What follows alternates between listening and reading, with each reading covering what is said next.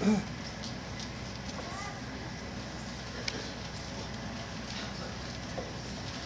life, like most others, has had its shares of tragedies and joys.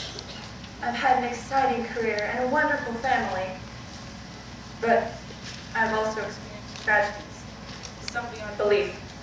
I've witnessed tragedies that have shaped my very life, and in turn, the very history of our country. The curator for New York's Museum of Modern Art has asked me to pick pictures of mine to display there. This is 1961. I suppose it would be a good time to do so since I am deathly ill. I have been able to look back on everything I've done in my life. Looking at every picture I have taken has given me time to think, what is my legacy? What have I done?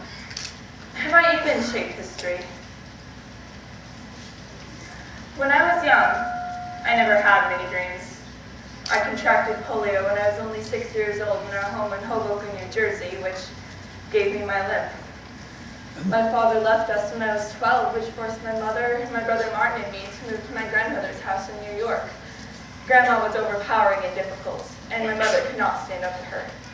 But Grandma saw something in me, something more than just my limp, something that my mother could not see. I loved my mother, but often she would say, "Not good enough, Dorothea, not good enough." Stuck with me all my life, even to this day.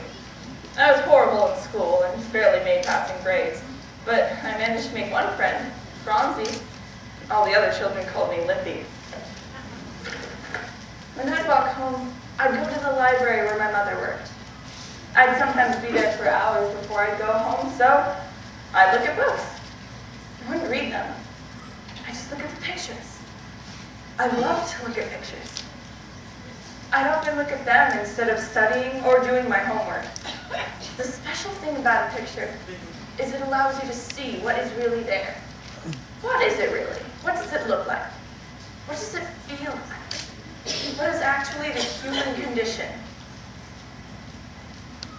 When I'd walk home, I'd walk along the Bowery, so I would make a special face that would draw no attention from the drunks.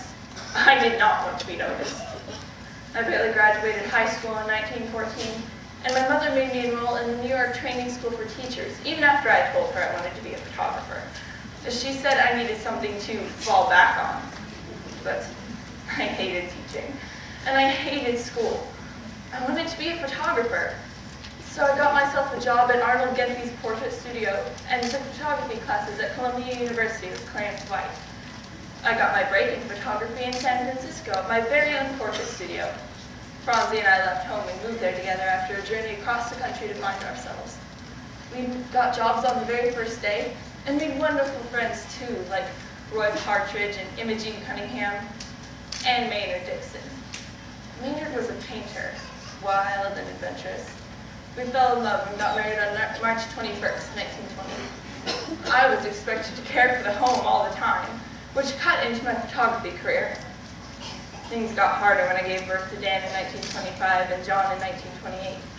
I had to rush between my portrait studio, photographing the rich and the famous, to go back home to cook and clean and take care of the boys. I loved my family, but I had to go back to my studio, my photography, my life's work. So we sent Dan and John to boarding school so Maynard and I could continue with our jobs. I'd visit them on weekends, but they were so sad when we left. When I got back to my studio, I saw so many people on the streets. The stock market crash of 1929 forced people out of their homes without food or shelter. My picture of the White Angel breadline shows people in their struggles for just a meal. I knew from then on I wanted to help the people who were in trouble in our country, not the fancy rich people whose pictures hung in my studio.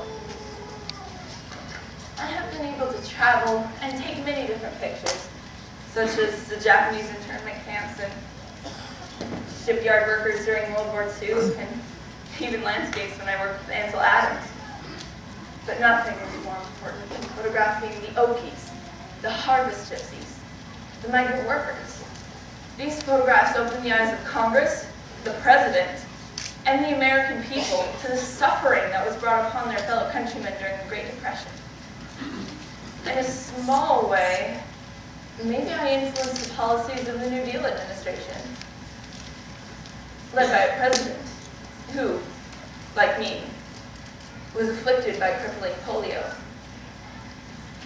Paul Taylor was sent by the U.S. government to document and write reports about migrant workers.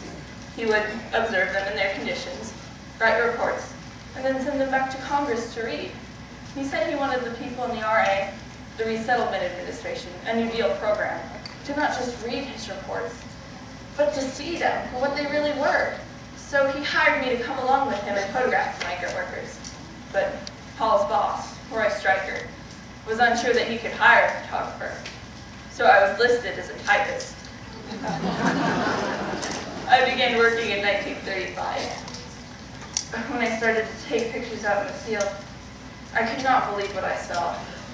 People from the Midwest, Oklahoma and Arkansas, these people were forced off their farms with nowhere to go. Because of horrible drought and dust storms that occurred during the Dust Bowl, farmers couldn't grow crops to pay off their loans from the banks. So the bankers pushed them off their land. They bought old jalopies and loaded them up with everything they needed: pots, pans, wash tubs, mattresses, and a little food, and set off with their families to California to try to find work. They didn't have much money, so they would either spend it on gas or food till they got there. And they didn't have a home, so they would either sleep in dirty tents on the side of the road or in their cars. It was heartbreaking to see these people dirty and alone, and with so little. When we'd find people, they would be stranded on the side of the road or getting gas, so I would talk to them to make them feel comfortable around me. The migrants took my limp into account when they took their first impression. They could tell I had been through some hard times as well. I'd let the children touch my camera, and when they were ready, I'd photograph them. Their faces told their story. This went on for a while, but one story was the best of all. I was driving down the road in Como, California. It was the long day. It's the end of a long day in March of 1936, and I wanted to go home. But something forced me to make a U-turn 20 miles down the road. My curiosity, or maybe my conscience, got the better of me.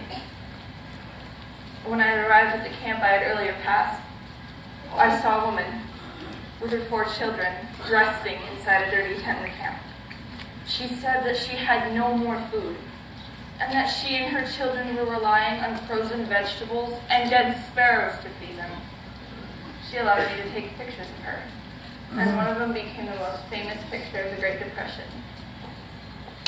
This is Migrant Mother. She represents everything that I worked for in those years in California. Relief for the migrant workers. With all the reports that Paul and I made, government camps were built with hot water and plumbing for the migrants in cities like Marysville and Arvin, California. These were the first federally funded public housing in the United States. One of the most successful government camps was run by a man named Tom Collins, and he was a character, fiery and nervous and kind-hearted and protective of the people living there. In John Steinbeck's book, The Grapes of Wrath, the government camp director was based on the life of Tom. We also worked with John Steinbeck on a book called The Harvest Gypsies in 1936. Even though he was famous, John worked very hard to help the migrant workers. But not everyone liked us being there. Big businessmen with ranches and farms took in these families for cheap labor. 15, 20 cents an hour was all they got, which was not enough to feed the entire family. When they would go on strike, new people were hired in their place to carry out their work. And the Californians held prejudices against the migrants too.